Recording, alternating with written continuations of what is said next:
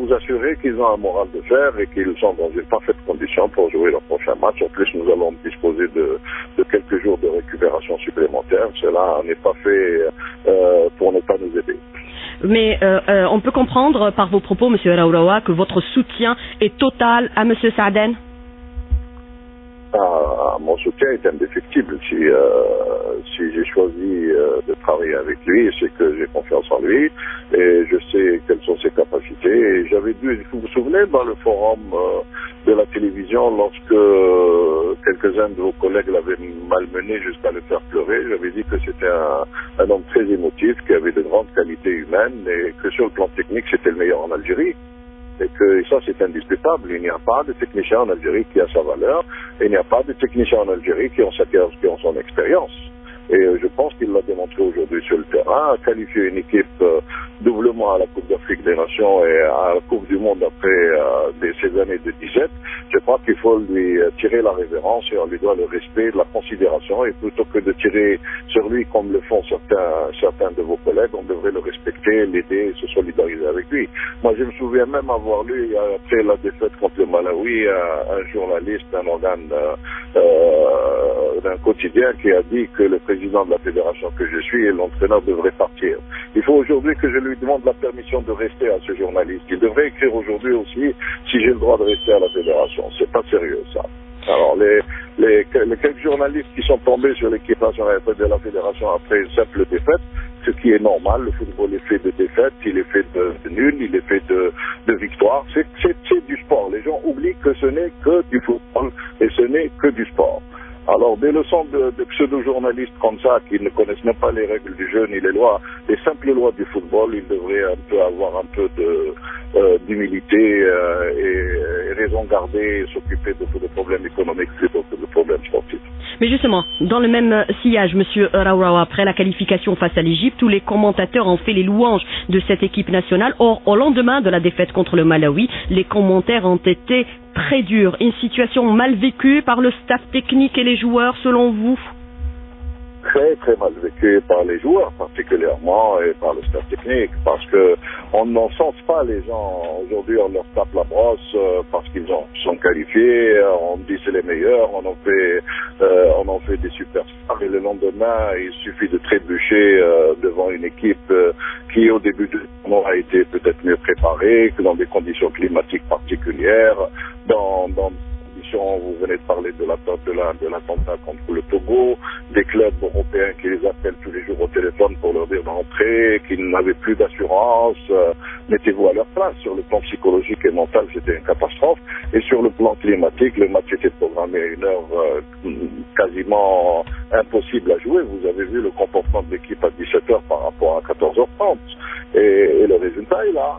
Maintenant, pour clore ce dossier, tout ce qu'il convient de dire, c'est qu'on a quelques journalistes, heureusement que ce n'est qu'une infime minorité, parce que la plupart sont des pros et sont des gens consciencieux qui savent ce que c'est que ce noble métier de journaliste, qui ont tiré à boulet rouge sur le coach et sur le staff technique et en particulier sur le joueur, et a fini par déranger tout le monde.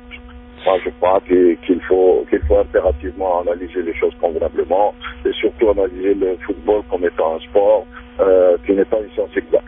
Alors, Monsieur Raouraoua, rapidement, on a remarqué qu'à chaque fois que des problèmes ont surgi au sein de l'équipe, il a fallu votre intervention en France durant le stage et cette fois-ci avec le cas Khaled El Mouchia. Est-ce qu'on peut dire que sans vous, la sérénité est perturbée au sein de l'équipe nationale? Alors, je crois qu'on exagère beaucoup en disant que sans moi les choses ne fonctionnent pas. C'est pas vrai. Nul n'est indispensable dans la vie. Il y a parfois des décisions difficiles, parfois des ambiances complexes. Dans une équipe de football qui est composée de beaucoup de caractères différents, d'ambiances différentes, d'intérêts différents souvent aussi. C'est assez compliqué, mais de là à dire qu'il faut impérativement être présent tout le temps, je ne pense pas. Nous avons des joueurs qui sont responsables, on a des staffs techniques qui sont compétents. Il arrive qu'il y ait un certain nombre de problèmes et qu'il faille parfois un peu plus de sagesse et un peu plus de présence pour les régler.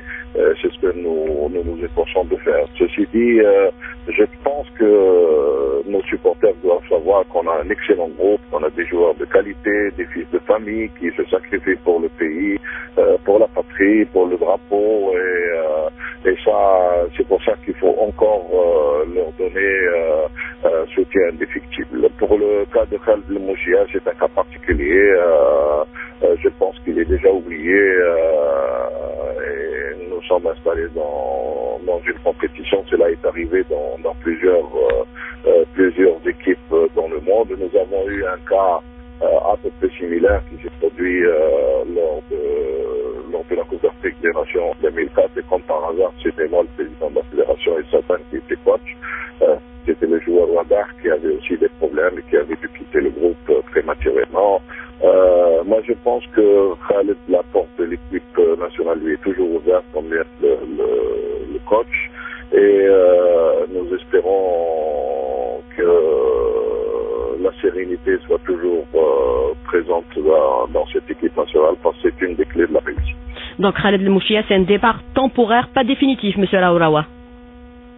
Il s'agira pour lui de continuer à prouver sur le terrain qu'il peut avoir une place en équipe nationale. C'est le seul critère de sélection. Alors pour les joueurs blessés, est-ce qu'ils vont faire leur entrée pour les quarts de finale, comme le cas par exemple de Antar Yahya?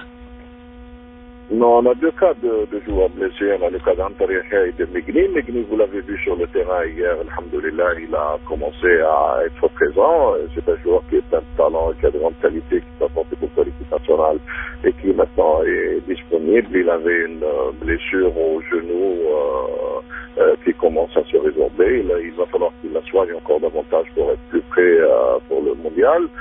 Pour Antar Yahya, les choses sont entrées dans l'ordre. Il lui reste à revenir au niveau de la haute compétition. Mais je pense que pour le prochain match, il pourra être là. Il a été déjà hier sur le banc comme remplaçant.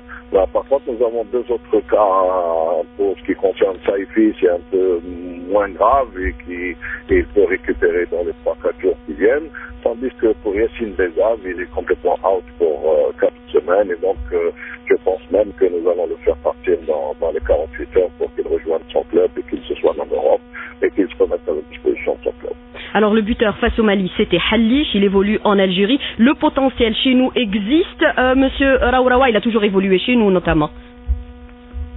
Ah oui, moi écoutez, quand il y a des garçons comme Halish qui réussissent, je pense que j'ai beaucoup de satisfaction. Le seul problème, c'est que nous ne travaillons pas. Halish, c'est une exception qui est sortie des rangs du nain du Sendé pour aller au Portugal se parfaire et le résultat est là. C'est devenu un vrai professionnel, il a été une expérience, une formation supplémentaire très intéressante et aujourd'hui c'est un patron en défense, et tant mieux pour nous tous.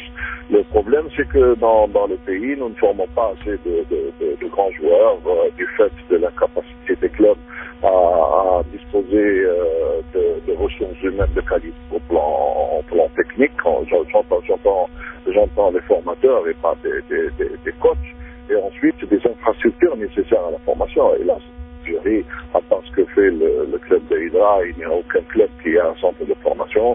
Et c'est souvent des facteurs exogènes. Les clubs n'ont pas les moyens de le faire. Il va falloir les doter, les aider à avoir des centres de formation, les aider à avoir des ressources humaines de qualité et très spécialisées dans la formation pour que nous puissions trouver une élite demain. Monsieur Mohamed Raouraoua, merci d'avoir été en direct avec nous et on regrette de ne pas vous avoir eu plus tôt pour la première partie. Merci beaucoup Monsieur Raouraoua et bon courage. Je vous en prie, bonjour à tout le monde. Salam alaikum. Au revoir.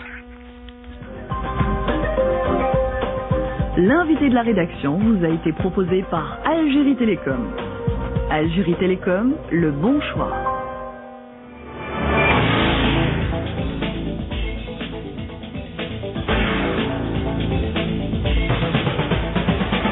– 8h50, le rappel des titres Cannes 2010, l'Algérie.